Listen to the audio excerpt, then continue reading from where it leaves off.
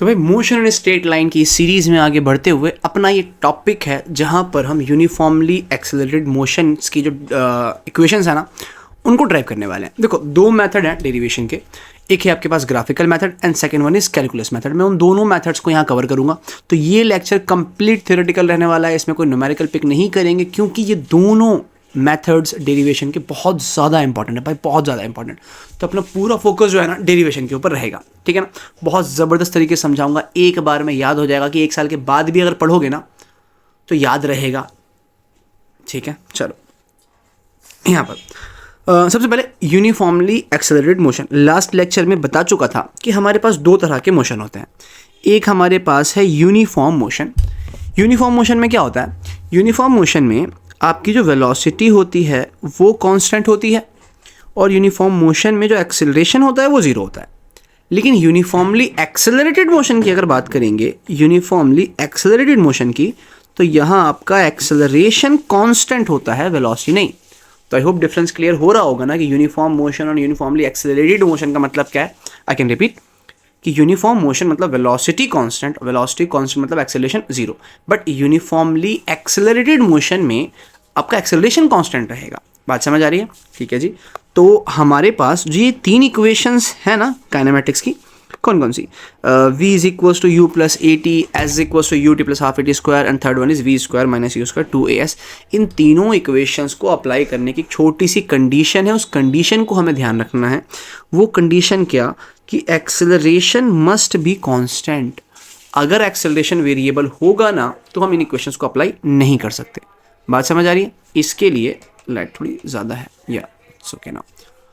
अगर एक्सेलरेशन आपका कांस्टेंट नहीं है तो ये इक्वेशंस अप्लाई नहीं होंगी। आई होप बात आपको समझ आ रही होगी, ठीक है। थोड़ी सी ब्राइटनेस कम कर देते हैं, इट्स बेटर, ओके। तो अगर एक्सेलरेशन कांस्टेंट है तो ही ये इक्वेशंस अप्लाई होती हैं, ठीक है। तो इसीलिए इसको हम यूनिफॉर्मली एक्सेलरेटेड मोशन की इक्वेशन भी इनको कहा जाता है। ये दूसरे शब्दों में काइनेमेटिक्स इक्वेशंस या इक्वेशंस ऑफ मोशन के डिफरेंट डिफरेंट नाम है। अब समझो, बहुत ज़बरदस्त है, फिर से कह रहा हूँ, ये तीन इक्वेशन है, ड्राइव करने जा रहे हैं। पहला मेथड है अपना ग्राफिकल मेथड, उसको समझते हैं। तो ग्राफिकल मेथड में हमने मान लिया कि आपके पास कोई कार है, वो मूव कर रही है, इनिशियल वेलोसिटी उसकी u होगी, उसका कुछ एक्सेलरेशन होगा a, और कुछ टाइम के बाद, कुछ टाइम t के बाद वेलोसिटी हो गई उसकी v। तो पहले एक ऐसे मोशन के लिए हम एक रफली ग्राफ प्लॉट कर लेते हैं, फिर आगे सोचते हैं। अब ग्राफ कैसे प्लॉट होगा, सोचो। Initial velocity zero, initial velocity zero होने का मतलब जब आपने उसको ऑब्जर्व करना शुरू किया उसके पास कोई वेलोसिटी नहीं है। तो जब आपकी घड़ी में समय जीरो है उसके पास वेलोसिटी कितना है जी, u, ठीक है। अब जैसे जैसे समय बढ़ रहा है वेलोसिटी बढ़ रही है, बढ़ रही है, बढ़ रही है, बढ़ रही है। तो समय के साथ वेलोसिटी बढ़ रही है, मान लो ऐसे कुछ इंक्रीमेंट हो रहा है वेलोसिटी में, और इस पॉइंट पर पहुंचकर आपका कुछ टाइम हो गया होगा t, और इस मोमेंट पर थोड़ी सी तिरछी हो गई, इस मोमेंट पर वह फिर तिरछी हो गई, इस मोमेंट पर जो वेलोसिटी है वो होगी v। आई होप बात समझ आ रही है, ठीक है जी। अब क्या करें, देखो एक मैं पिक कलर कर रहा हूँ येलो वाला, यहाँ से इसको नाम देते हैं a, एक परपेंडिकुलर लाइन प्लॉट कर देते हैं यहाँ पर, इसको नाम देते हैं c, इस पॉइंट को नाम देते हैं b। तो हम एक बात नोटिस करेंगे क्या कि यहाँ पर ना एक एंगल बन रहा है थीटा, एक राइट एंगल ट्रायंगल सा बन गया, ठीक है जी। अब इसमें इस ट्रायंगल को देखो ज़रा, ये जो आपके पास ये साइड है, क्या ये साइड आपकी u के बराबर नहीं है, बिल्कुल है। और ये जो बड़ी वाली साइड है, क्या ये साइड आपकी v के बराबर नहीं है, बिल्कुल है। तो मुझे ये बताओ, ये जो BC है ये किसके बराबर हो गया, that will be equal to v minus u। ये बात समझ आई ना, ठीक है जी। सिमिलरली हमारे पास जो ये ट्रायंगल का बेस है ये किसके बराबर है, ये t के बराबर है, ये आपका ओरिजिन O है। तो यहाँ पे डिफरेंट टर्म्स को हमने इस ग्राफ में रिप्रेजेंट कर लिया। अब आगे बढ़ते हैं। पहला रिलेशन हम निकाल रहे हैं VT रिलेशन। देखो वेलोसिटी टाइम रिलेशन के लिए हमें क्या कॉन्सेप्ट लगाना है, हमें कॉन्सेप्ट ये लगाना है कि जो आपके पास स्लोप ऑफ वेलोसिटी टाइम होता है वो किसके बराबर होता है, एक्सेलरेशन के। लेक्चर नंबर 3 में ये बात समझी थी कि स्लोप ऑफ VT बराबर एक्सेलरेशन होता है। बात समझ आ रही है ना, ठीक है जी। तो अब स्लोप किसके बराबर होता है, tan थीटा। स्लोप बराबर होता है आपके पास tan theta will be equal to acceleration. और tan का फॉर्मूला क्या होता है, परपेंडिकुलर अपॉन बेस। तो इस ट्राइंगल में अपना परपेंडिकुलर क्या है, ये BC, ठीक है ना, BC will be our perpendicular. तो परपेंडिकुलर अपॉन बेस कितना है इस ट्राइंगल का, दैट इज AC, बेस आपका AC है, will be equal to acceleration. अच्छा, अब इस ट्राइंगल में देखो, क्या ये BC की वैल्यू V माइनस U के बराबर नहीं है क्या, बिल्कुल है जी, will be equal to A, और AC की वैल्यू जो है AC वो T के बराबर है। बात समझ आ रही ना, ठीक है जी। तो भाई क्या रिलेशन बना, यहाँ से अपनों को दिख रहा है कि V minus u equal to AT। इसको मैं यहाँ लिखूँ तो फाइनल एक्सप्रेशन हमारे पास क्या आ गया, V will be equal to U plus AT। तो एक डेरिवेशन तो हमारी यहाँ पर समाप्त हो गई। आई होप आपको ग्राफिकल मेथड से ये फर्स्ट डेरिवेशन क्लियर हो गई होगी, इसमें कोई दिक्कत नहीं है। अगर ये क्लियर हुआ तो आगे बढ़ते हैं XT और VX रिलेशन की तरफ।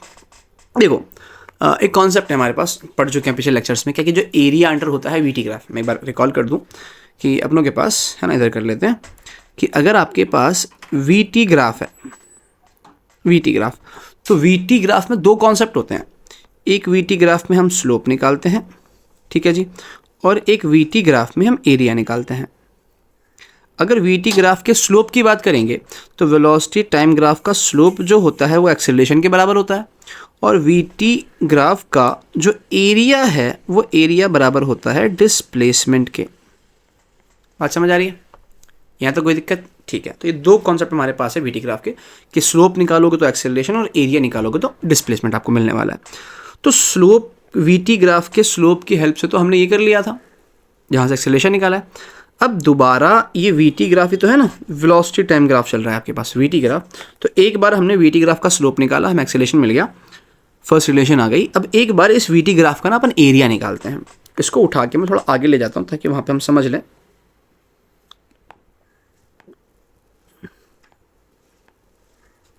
ठीक है, इसको मैं यहाँ पुट कर लेता हूँ इधर थोड़ी देर के लिए, कि फर्स्ट रिलेशन निकाल, सेकंड रिलेशन निकालने जाना है। XT और XT रिलेशन क्या है आपके पास भाई, UT plus half AT square, S will be equal to UT plus half AT square, ठीक है जी। अब यहाँ पे इसको निकालने के लिए हम क्या करेंगे, हम निकालेंगे एरिया। ये जो डिस्प्लेसमेंट S से लिखा जा रहा है ये किसके बराबर होगा, एरिया अंडर VT कर्व ना, एरिया अंडर VT कर्व। बात समझ आ रही है। अच्छा, एक और बात समझो, ये सेकेंड रिलेशन जो हम करेंगे, सेकेंड रिलेशन में भी डिस्प्लेसमेंट है और ये थर्ड रिलेशन में, और सेकेंड रिलेशन में भी डिस्प्लेसमेंट है। तो इन दोनों ही में आंसर निकालने के लिए, इनके डेरिवेशन करने के लिए हम सेम कॉन्सेप्ट लगाएंगे, एरिया वाला कॉन्सेप्ट, कि XT ग्राफ लगाओगे तब भी एरिया वाला कॉन्सेप्ट, और VX रिलेशन निकालना है तब भी एरिया वाला कॉन्सेप्ट ही लगाना है। इसका मतलब यहाँ भी हम क्या कहेंगे भाई, सेम चीज़, कि जो आपके पास डिस्प्लेसमेंट है, जो आपके पास डिस्प्लेसमेंट है वो किसके बराबर होगा, एरिया अंडर VT कर्व, ठीक है। इसका मतलब क्या पता लगा कि ये थर्ड रिलेशन और सेकेंड रिलेशन दोनों को निकालने के लिए आपको एरिया निकालना है, ठीक है ना। चलो करते हैं। तो पहले फर्स्ट ये सेकेंड रिलेशन निकालते हैं। तो एरिया अंडर VT कर्व, तो भाई एरिया कौन कौन सा है देखो ज़रा, एक आपके पास ये ट्राइंगल है प्लस एक ये रेक्टेंगल है, ये कंप्लीट एरिया ये आ जाएगा ना आपके पास। इस VT लाइन जो ये ड्रॉ की थी हमने यहाँ पर, ये वाली लाइन, इसके नीचे ये कंप्लीट एरिया आ रहा है, एक ट्राइंगल प्लस रेक्टेंगल। तो यहाँ पे हम क्या लिखेंगे कि एरिया निकालने के लिए ट्रायंगल का एरिया लिया जाएगा प्लस रेक्टेंगल का एरिया लिया जाएगा, ठीक है जी। तो ट्रायंगल का एरिया क्या, 1/2 इंटू बेस इंटू हाइट। तो ट्रायंगल जो हमारे पास है उस ट्रायंगल का बेस किसके बराबर है, T के बराबर, और उस ट्रायंगल की हाइट कितनी है, V माइनस यू, ट्रायंगल की हाइट V माइनस यू के बराबर, प्लस रेक्टेंगल का एरिया L इंटू बी होता है। तो एक साइड आपकी U के बराबर और एक साइड आपकी T के बराबर, तो ये क्या हो गया, UT हो गया, ठीक है ना। अब मैंने क्या बताया, हम कौन से रिलेशन ड्राइव करने जा रहे हैं, सेकंड वाली। और अभी हम जहाँ तक पहुँचे हैं जिस स्टेप तक, वहाँ पे ऐसी कौन सी चीज़ है जो सेकंड इक्वेशन में नहीं होनी चाहिए, दैट इज़ V। V यहाँ पर एक्स्ट्रा है, V नहीं होना चाहिए इस रिलेशन में, इस रिलेशन के ड्राइव करने के लिए। अब उस V को अपनों को रिमूव करना है। अब V को रिमूव कहाँ से करेंगे, V को रिमूव करेंगे फर्स्ट इक्वेशन की हेल्प से। हम जानते हैं V will be equal to U plus AT होता है ना, इसको यहाँ पुट कर देंगे और यहाँ से हम निकाल लेंगे कि जो V माइनस यू है वो किसके बराबर हो जाएगा, AT के। तो ये v माइनस यू की वैल्यू को उठा के ऊपर पुट कर देंगे भाई, तो displacement will be equal to 1/t, है ना, 1/2 इंटू टी, और v माइनस यू की जगह at और प्लस का ut। तो डिस्प्लेसमेंट जो आपके पास आया that is ut plus half at square, so that will be your final expression. I hope आपको ये कॉन्सेप्ट भी क्लियर हो गया होगा। अब थर्ड रिलेशन की तरफ चलते हैं, v square minus u square equal to 2as। यहाँ पे प्रॉब्लम आखिर है क्या? यहाँ पे प्रॉब्लम ये है कि हम वही कॉन्सेप्ट लगा रहे हैं, क्या एरिया अंडर वीटी कर्व। भाई अगर फिर से एरिया निकालोगे तो फिर से यही आंसर आ जाएगा। हमें तो वहाँ पे ये ड्राइव करना है ना, v square minus u square equal to 2as। Relation तो डिफरेंट आनी है, बट अगर फिर से एरिया वाला ही कॉन्सेप्ट लगाओगे तो फिर से वही रिलेशन आ जाएगा जो आपका अभी यहाँ पर आया है। तो क्या करें? तो ये करें कि हम निकालेंगे तो अभी भी एरिया, लेकिन अब हम स्ट्रैटेजी बदल देंगे। अभी हमने क्या करा था, इस पूरे के नीचे ये पोर्शन कवर हो रहा है ना, ये पूरा पोर्शन, तो हमने क्या करा था, इसको ट्रायंगल में प्लस रेक्टेंगल में बांट दिया था। अब हम क्या करेंगे, इस पूरे को एक ट्रिपेजियम मान लेंगे। ये पूरा एक ट्रिपेजियम है ना भाई, इस तरह की शेप को जो ऐसे बनती है उसको अपने कहते हैं ट्रिपेजियम। बात समझ आ रही है? और ट्रिपेजियम का एरिया क्या होता है मैं यहाँ लिख दूँ, इस तरह की शेप को ट्रिपेजियम कहा जाता है। एक साइड h1 एक साइड h2 और ये बेस है। तो ट्रिपेजियम के एरिया का फॉर्मूला होता है 1/2 into sum of parallel sides into में बेस। ये आपके पास ट्रिपेजियम के एरिया का फॉर्मूला है। तो यहाँ पर अगर इस कॉन्सेप्ट को लगाएंगे ना, इसको थोड़ा सा तनिक छोटा कर देते हैं क्योंकि ज़रूरत तो इसकी हमें है नहीं वैसे, बस हमें रिलेशन निकालने के लिए लिख लिया मैंने यहाँ पर। तो भाई डिस्प्लेसमेंट जो निकालोगे एरिया ट्रिपेजियम, तो that is 1/2 sum of parallel sides. भाई एक साइड किसके बराबर है आपकी, u के बराबर, और ये बड़ी साइड किसके बराबर है, v के बराबर।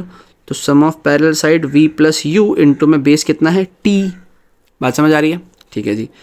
अब दोबारा देखो, हम रिलेशन निकालने जा रहे हैं थर्ड, और वहाँ पे टाइम का कोई काम नहीं है, टाइम बेवजह वहाँ पर है, तो टाइम को रिमूव किया जाएगा। तो वो फिर से कहाँ करेंगे, v will be equal to u plus at से यहाँ से t की वैल्यू क्या v minus u upon a नहीं आ जाएगी, है ना, u को माइनस में a को डिवाइड में ले जाएंगे। तो बात समझ आ रही है? तो इसको उठा के अगर यहाँ पुट कर दें तो displacement will be equal to 1/2 into v plus you into t की जगह v minus u divided by a, है ना। इसको हम हटा देते हैं, ज़रूरत इसकी अब हमें है नहीं, इसकी हमें कोई ज़रूरत नहीं है। अब यहाँ पे देखो, ये a plus b a minus b वाली टर्म नहीं बन गई क्या? तो ये v square minus u square divide by 2a हो गया। तो फाइनल एक्सप्रेशन हमारे पास v square minus u square equal to 2as, ये हमारे पास फाइनल एक्सप्रेशन आ गया। आई होप ये क्लियर हुआ होगा ना, बड़ा सिंपल है। फर्स्ट रिलेशन निकालना है तो स्लोप वाला कॉन्सेप्ट, सेकंड और थर्ड रिलेशन निकालना तो एरिया वाला कॉन्सेप्ट। और एरिया में भी दो बार ध्यान रखना है कि अगर v as equal to ut plus half at square करेंगे तो एरिया निकालेंगे ट्रायंगल रेक्टेंगल का, और third equation v square minus u square equal to 2as drive करेंगे तो एरिया निकालेंगे ट्रिपेजियम का। बात समझ आ रही है? वेरी गुड, आगे बढ़ते हैं। अब अगले मेथड है हमारे पास कैलकुलस मेथड, जहां हमें इंटीग्रेशन और डिफरेंशिएशन की हेल्प से करना है। सुन लो, बहुत सिंपल निहायत ही आसान तरीका रहने वाला है। यहाँ पर जो वी टी रिलेशन है, v is equal to u plus a t वाला, बहुत सिंपल है भाई, बहुत ज़्यादा सिंपल है। v will be equal to u plus a t वाला, और यहाँ पे आपके पास क्या है, s is equal to u t plus half a t square. I think मैं थर्ड को भी यहीं करूँ ताकि आप बहुत ईजिली कंपेयर कर पाओ। थर्ड यहाँ क्यों पड़ा है, इसको भी जो है मैं यहीं करने की कोशिश करता हूँ ताकि बहुत आसानी से कंपेयर करके आप इनके डेरिवेशन को कर पाओ, है ना। यहाँ करते हैं, ठीक है जी। देखना, यहाँ पे हमें कौन सी वाली करनी है, v square minus u square equal to 2as। Clear हो रही बात? देखो, अगर हम फर्स्ट ड्राइव करेंगे तो फर्स्ट को मैं कर रहा हूँ v, यहाँ से a will be equal to d v by d t की हेल्प से, और सेकेंड को मैं कर रहा हूँ v will be equal to d x by d t की हेल्प से, और थर्ड को भी मैं कर रहा हूँ a will be equal to d v by d t की हेल्प से। ठीक है ना, बहुत सिंपल रहेगा। तो भाई यहाँ पे क्या, डी टी को मल्टीप्लाई में लाओ, डी टी को मल्टीप्लाई में लाएंगे तो आपके पास ये a into d t will be equal to d v बन गया ना। अब एक्सेलरेशन तो कांस्टेंट है, तो भाई यहाँ का इंटीग्रेशन करोगे तो एक्सेलरेशन कांस्टेंट, डी टी का इंटीग्रेशन सिंपल t हो जाएगा, और डी वी का इंटीग्रेशन करने के लिए हमें लिमिट लगानी पड़ेगी कि पहले ये वेलोसिटी कुछ u थी और बढ़ते बढ़ते v हो गई। तो यहाँ लिमिट आएगा आपके पास, यहाँ पर लिमिट आएगा कि u से v, तो a इंटू डी टी का इंटीग्रेशन तो a t हो गया, और डी का इंटीग्रेशन वी पुट करेंगे और लिमिट आएगी यू से वी, और लिमिट कैसे पुट करते हैं, upper limit minus lower limit, तो a into t will be equal to v minus u, तो v will be equal to u plus a t. ये बड़े साधारण तरीके से हमारा आंसर आ गया। सेकंड में आते हैं, यहाँ पर क्या करेंगे, देखो फिर से dx को मल्टीप्लाई में लेके जाओ, तो dt को सॉरी, तो dx will be equal to v into d t. Problem वही है कि हम ड्राइव क्या करने जा रहे हैं, सेकेंड रिलेशन। अब सेकेंड रिलेशन में v तो होता है नहीं, v को करना है रिमूव। कहाँ से करेंगे, वेरी गुड, थर्ड इक्वेशन से, नहीं फर्स्ट इक्वेशन से। v is equal to u plus a t, v को हमें यहाँ रिमूव करना है, तो v की वैल्यू फिर से क्या पुट कर दी जाएगी, u प्लस ए टी। क्यों करी, मैं फिर रिपीट कर रहा हूँ, क्योंकि हम सेकंड इक्वेशन ड्राइव कर रहे हैं ये वाली, और यहाँ v का कोई काम नहीं है, तो इसका मतलब v को हमें रिमूव करना था, फर्स्ट इक्वेशन से रिमूव कर दिया। अब इंटीग्रेशन करते हैं, तो भाई तो dx का इंटीग्रेशन x हो जाएगा, u का इंटीग्रेशन कांस्टेंट है तो ut हो जाएगा, और a t का a तो कांस्टेंट है, और t का इंटीग्रेशन t स्क्वायर बाय 2 हो जाएगा। तो ये क्या है, ये वही तो है जो हम निकालने जा रहे थे। सेकंड इक्वेशन कितनी प्यार से आ गई ना, बात समझ आ रही है, वेरी गुड। थर्ड में थोड़े से पापड़ हमें बेलने पड़ेंगे, a will be equal to d v by d t. यहाँ पे थोड़े से पापड़ क्या बेलने हैं, मैं क्या कर रहा हूँ ना यार, इस पूरी इक्वेशन को dx से मल्टीप्लाई और dx से डिवाइड कर रहा हूँ। इस पूरी इक्वेशन को जो अपने ने a इज इक्वल टू, मैं फिर से लिख दूँ, जो a is equal to d v by d t लिखा थर्ड इक्वेशन को ड्राइव करने के लिए, इस पूरी इक्वेशन को क्या करा, dx से मल्टीप्लाई और dx से डिवाइड। क्यों करा समझो, बेनिफिट ये हुआ, उससे इस dx बाई डी टी को, इस वाले dx बाई डी टी को हम क्या कर सकते हैं, v मान सकते हैं ना। तो a will be equal to, ये आपके पास क्या हुआ, डी वी इंटू में dx बाई डी टी की जगह v, और अपॉन में क्या आ गया, dx आ गया। अब इस dx को मल्टीप्लाई में ले आएंगे, तो a into d x will be equal to v into d v. Multiply में इंटीग्रल टर्म चल रही तो कर देते हैं कि initial velocity u, final velocity v, और a तो कांस्टेंट है, x का इंटीग्रेशन x ही हो जाएगा, और v का इंटीग्रेशन क्या हो जाएगा, v स्क्वायर बाय 2। और फिर हमें क्या करनी है, लिमिट पुट कर देनी है, अपर माइनस लोअर, इस 2 को मल्टीप्लाई में ले आएंगे, तो 2ax will be equal to upper limit v square minus u square. तो भाई ये क्या है, ये हमारा थर्ड रिलेशन ही तो है। आई होप आपको ये कॉन्सेप्ट क्लियर हुए होंगे। सवाल आपसे, ये डेरिवेशन आपके लिए बड़ी सिंपल हो गई होगी। तो ये इस वीडियो में बहुत लंबा चौड़ा मेरे को लेक्चर नहीं लेना, मैं फिर से कह रहा हूँ, मैं वन शॉट वीडियोस अवॉइड करना चाह रहा हूँ अभी, और मैं आपसे भी कह रहा हूँ अवॉइड करो। कॉन्सेप्ट अगर क्लियर करना है तो कॉन्सेप्ट करने के लिए इन्हीं वीडियोस को देखो, मैं नहीं कह रहा मेरी वीडियोस देखो। अगर आपको मेरा समझ में आ रहा है तो ही वीडियोस देखिए, अदरवाइज आप मेरी वीडियोस देख करके अपना वाकई यकीन मानो टाइम वेस्ट कर रहे हो। उस टाइम को आप किसी अच्छी वीडियो में लगा सकते हो, जो और टीचर्स भी यूट्यूब पे अवेलेबल हैं, बहुत बढ़िया पढ़ाते हैं, और मैं भी उन्हीं टीचर से कहीं ना कहीं पढ़ के आज आपको पढ़ा रहा हूँ। तो जिनका आपको समझ में आप उनका देखें, लेकिन बात याद रहे, अभी कॉन्सेप्चुअल वीडियोस देखें, लॉन्ग वीडियोस देखें, वन शॉट की तरफ ना जाएं। वन शॉट आपके कॉन्सेप्ट को बिगाड़ देगा। पेपर में आप भले ही अच्छा परफॉर्म कर जाओ, क्योंकि वो रट जाता है, एंड मोमेंट पे दिखाते हैं भाई ये आएगा, आप कर दो उसको, लेकिन कॉन्सेप्ट क्लियर नहीं हो गया। कॉन्सेप्ट क्लियर नहीं होने का मतलब है कि 12th में दिक्कत आएगी, और 12th के बोर्ड्स अब हार्ड हो चुके हैं, पहले की तरह नहीं है। और सबसे बड़ी दिक्कत आएगी कि एंट्रेंस में जब बैठोगे ना, तो एंट्रेंस में आप इस कैपेबल नहीं होगे कि उन क्वेश्चंस को सोच पाओ जो ज़बरदस्त क्वेश्चंस होते हैं। वो तभी सोच पाओगे फिजिक्स में जब आप कॉन्सेप्ट पे ध्यान देंगे। तो सारा का सारा फोकस मेरा अभी कॉन्सेप्ट क्लियर करने के ऊपर ही है, इसलिए मैं स्लो चल रहा हूँ, आराम से कर रहा हूँ, सिर्फ और सिर्फ आपके कॉन्सेप्ट को बूस्ट करने के लिए। तो आई होप ये डेरिवेशन वाले पार्ट क्लियर हुए होंगे ना। तो नेक्स्ट में फिर से मैं न्यूमेरिकल्स लेकर के आऊँगा इन काइनेमैटिक्स इक्वेशंस के ऊपर। बहुत ज़बरदस्त साइन कन्वेंशन समझेंगे, प्लस कब लेना है, माइनस कब लेना, वी कब प्लस होगा कब माइनस होगा, डिस्प्लेसमेंट कब पॉजिटिव कब नेगेटिव होगा, है ना। एक्सेलरेशन की कहानी समझेंगे, वर्टिकल मोशन पढ़ेंगे, वर्टिकल मोशन में फ्री फॉल क्या पार्ट होता है, फ्री फॉल वर्टिकल मोशन का छोटा सा पार्ट होता है, टॉप मोस्ट पॉइंट पर काइनेटिक एनर्जी क्या होती है, मोमेंटम क्या होता है, टॉर्क, ये सब चीज़ों का हमें डिस्कशन करना है। तो आई होप आपको आज का लेक्चर ये क्लियर हुआ होगा बच्चों। मिलते हैं नेक्स्ट लेक्चर में।